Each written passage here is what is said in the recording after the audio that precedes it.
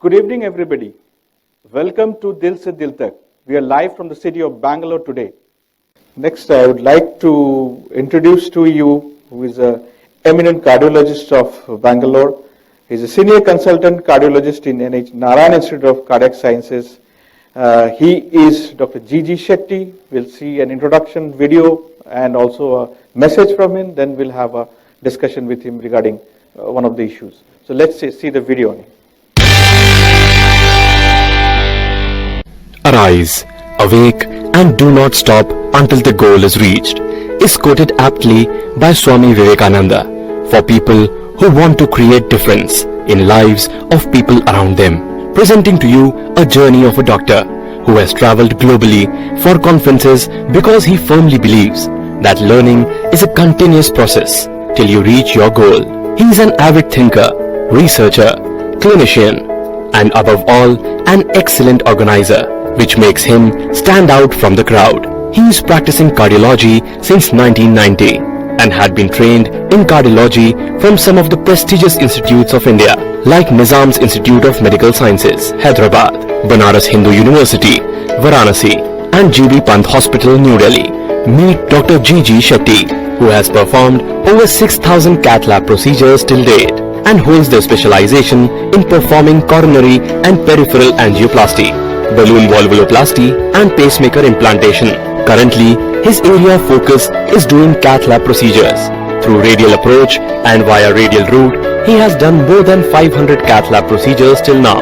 Dr. G.G Shetty is a seasoned cardiologist and is currently working as senior consultant cardiologist at Narayana Hrudayalaya Institute of Cardiac Sciences, Hosur Road, Bangalore.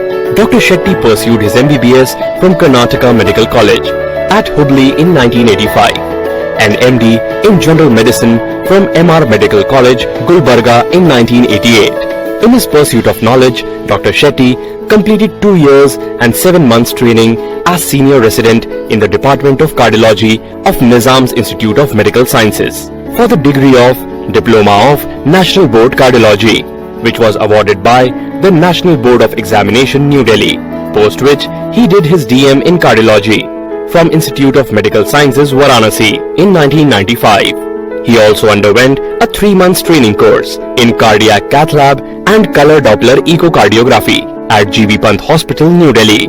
Dr. Shetty was awarded with Fellowship of Indian College of Cardiology in the year 2000 and Fellowship of Cardiological Society of India in the year 2006. Dr. Shetty is committed to continued medical education and contributes regularly by giving lectures and participated in seminars. He has been the examiner for DM Cardiology course since the year 2007. Dr. G.G Shetty is associated with many esteemed medical bodies of India. He was also an executive committee member of various medical associations like CSI Bangalore chapter, CSI Karnataka chapter, Indian College of Cardiology.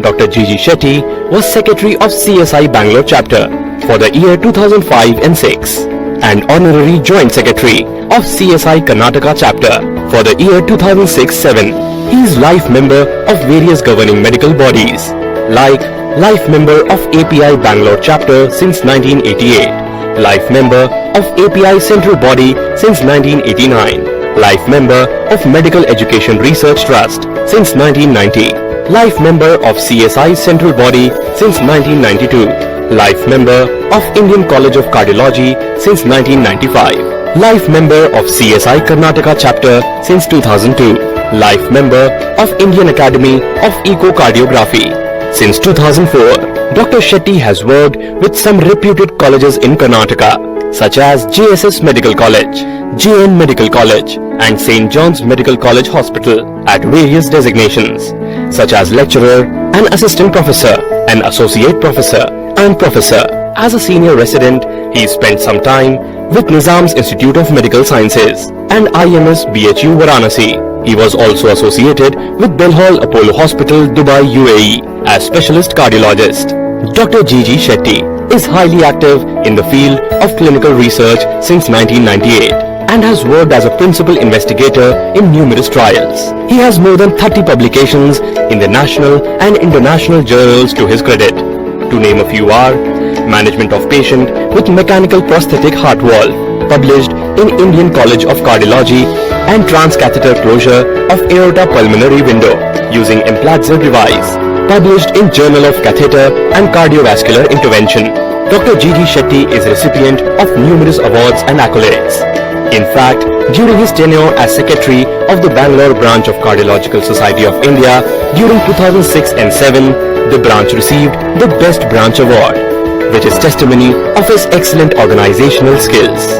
Dr. G.G Shetty, apart from being in the forefront of medical field, is also working closely with needy and poor people so that they get quality cardiac care, for which he has organized free heart checkup camps covering overall health, ECG, blood sugar and cholesterol etc. at various locations across the country like Sagar, Haveri, Bangalore and Gubbi. Let's listen to Healthy Heart Message from Dr. G.G Shetty.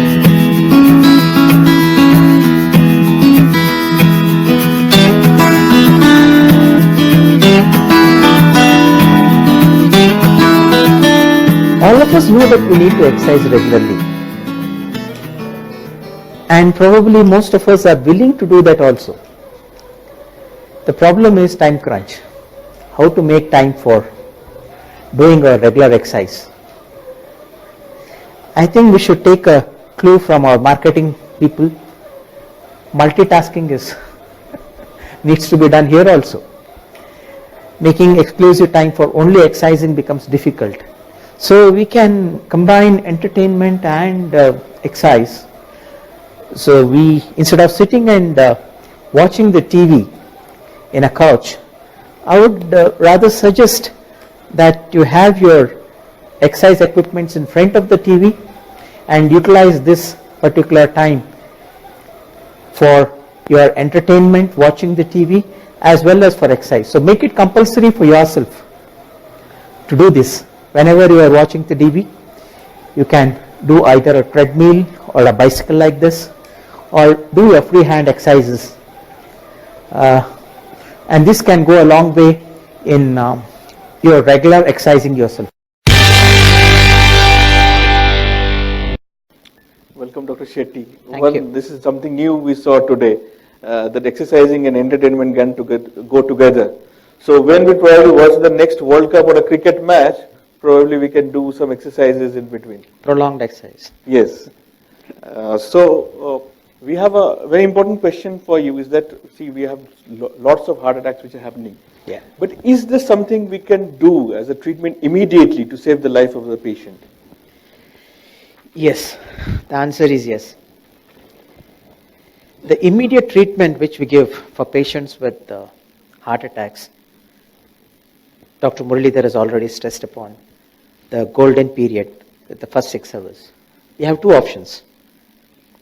The clot which is sitting inside the artery can be bursted with medicines which are called as clotalizing medications, streptokinase, urokinase, TPA, and now tenecteplase, which is being produced in India now, which is quite a encouraging thing to know that the cost can come down.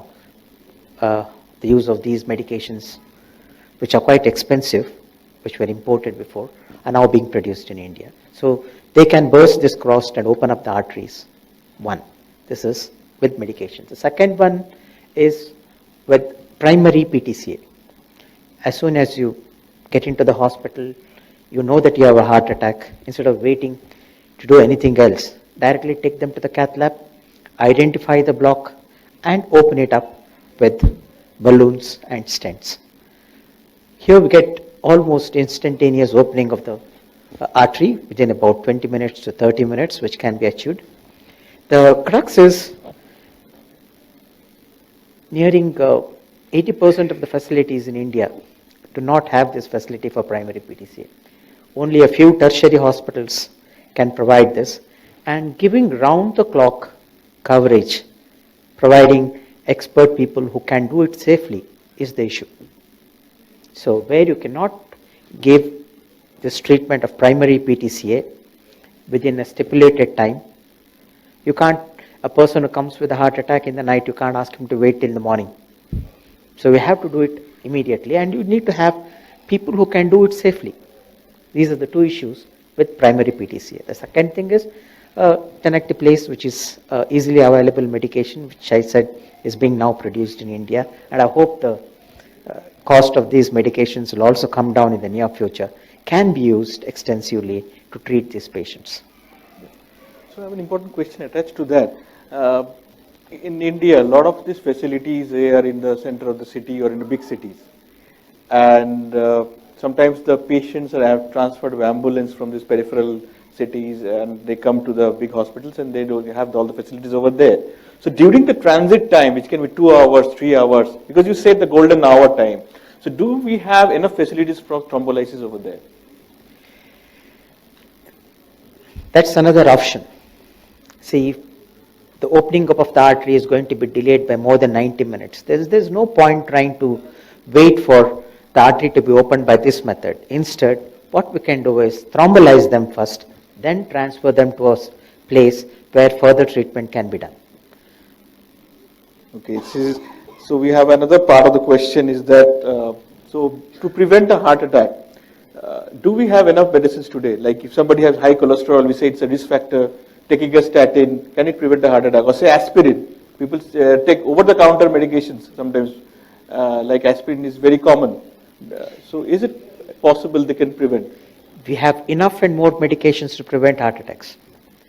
Plenty of them. We have got aspirin, which can reduce the chances of getting a heart attack by about 15 to 20%. Then we have statins, which given properly can reduce the chances of heart attack by about 25%. Combinedly, aspirin plus statins, which are easily available even in the remote places, can be used to reduce the chances of getting a heart attack. See, Dr. Muralidhar also pointed out, it is not that this disease comes up just like that suddenly. It's like the first time you on the engine of your car, the smoke starts depositing in your silencer. Similarly, the coronary arteries, the deposition is a slow process. It starts very young. By the age of about 20, it starts up. So what is important, if you are very serious about the prevention aspect of it, catch them young. Get your first lipid profile done at a very early age, about 20, and make them aware, say, look, you have a problem here, better correct it. Otherwise, you're going to have consequences later in life. And they are receptive at that particular age. They have the ability to exercise also. So advise them, and also we need to set an example by doing it ourselves before we tell to this young generation. Otherwise, they can be quite or not easy to convince them to do what they are supposed to do. Thank you, Dr. Shetty. Actually, I was supposed to ask you only one question. I've asked you 3 questions. So thank you very much. We'll take more questions during the panel discussion we'll have after a while. Thank you very much, Dr. Shetty. Thank you. Thanks nice for talking to you.